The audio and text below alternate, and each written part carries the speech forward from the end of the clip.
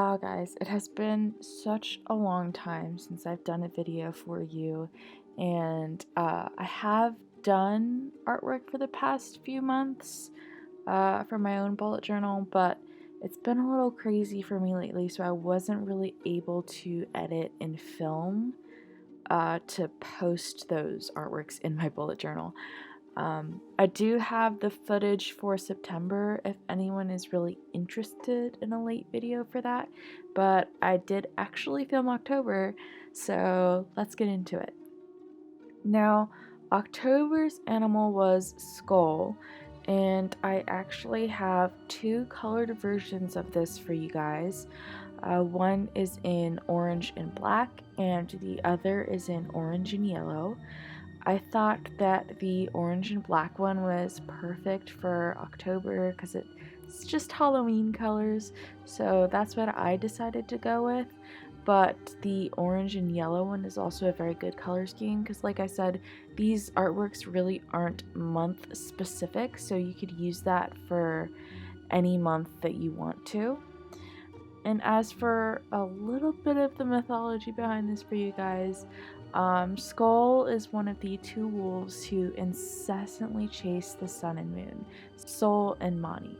SKOLL relentlessly pursues the sun, the goddess Sol, in her journey across the sky. Sometimes SKOLL even gets close enough to nearly swallow his prey, causing an eclipse. For a time, the wolf may be frightened into releasing his prize and thus rescuing Sol, but come Ragnarok, there will be no stopping the child of Fenrir from devouring Sol completely. Now, I really do love Norse mythology, but I also kind of love how everything just comes back to Ragnarok in the end of the day. They're like, yeah, this will happen at the end of the world, so we don't really have to worry about it just yet. Anyways, that's the cover page for you guys. If you hear purring, that's my sister's cat Oreo. He's being very affectionate right now. And now we're gonna move on to the calendar spread. My calendar boxes for this month are 6x6, and of course I outlined what wasn't in October in gray. I did forget to put the numbers for September and November in gray, and I'll go back and do that probably after I finish editing this video. And I will admit that when I tried to set up September, I just felt so off. My brain was going in 1,000 different directions and I just couldn't stay present. And when I was trying to film and do a video for it, it just came out so chaotic. That is definitely part of the reason I never edited it. I felt like it was just way too nonsensical to really be of much help to anyone. But this month was actually kind of meditative in a way for me, to come back and really just take my time once again and relearn to enjoy the process. Even these tedious parts where I was just drawing lines kind of was more centering and relaxing this month. So here's the final calendar page, and I also used a white acrylograph to do the numbers for the weeklies while I was here, so they had a chance to dry on that sticker paper and not smudge when I finally used them. Now, I switched up my month in review page because I got a new job and it is keeping me very busy, and of course because of that my needs have changed. And that's what I love so much about bullet journaling, because once my needs change, my layouts change to reflect that. And so I'm using one half of this spread to keep better track of my finances. I do have a lot of bills that I need to keep track of, and I kind of found myself falling behind those when I didn't have this expense tracker. And I have some new bills I need to keep track of as well, so that's going to help me really stay on top of things. And I'm also trying to pay extra on some things to try and bring those debts down faster. And this page is really going to help me keep track of exactly what's coming in and exactly what's going out and where it's going. And next on this second page, I'm going to do an abridged version of my month in review spread. And I've really pared down the things that I've kept track of in the past so that it's no longer so specific. For instance, in the past months, I was not just keeping track of when I worked on art, but also what kind of art I worked on, whether that was physical, digital, like sketching, things like that.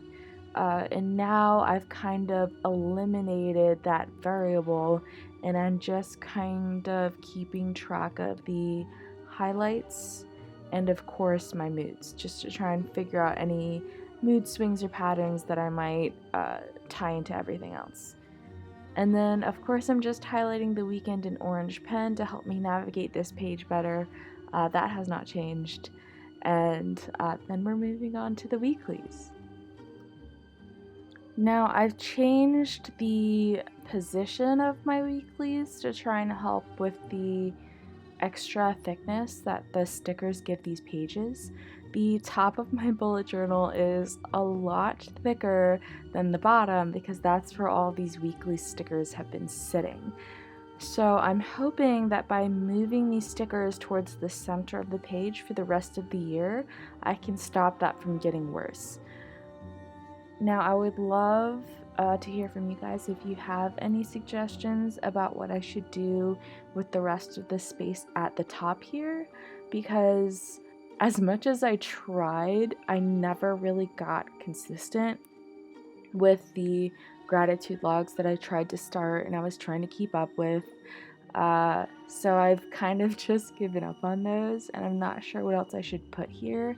I could keep doing my running task lists, but I kind of found that I was just writing those actions in the days that I did them instead of listing them out like I was doing. So it was kind of wasted space at that point. So just leave a comment about what you guys keep track of on your weekly spreads, because I would honestly love to know.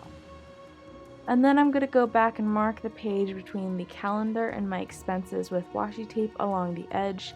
I always do this as a way to easily separate out the months instead of using tabs or something like that, which will stick out of the journal and snag on things, because that always really bothered me. Anyways, here's a final flip through. I would love to know what you guys think, if you found this helpful and if you liked the artwork for this month. I also got a close-up look at the side of my bullet journal for you guys so you can see how the washi tape edges look after several months. And I wanted to show you guys the artwork that I made for September and August, even if I didn't film those layouts for you guys. I will make a speed painting video about drawing all of these. But my artwork for August was Hugin and Munin, they're Odin's ravens, and then my artwork for September was Sleipnir, the six-legged horse.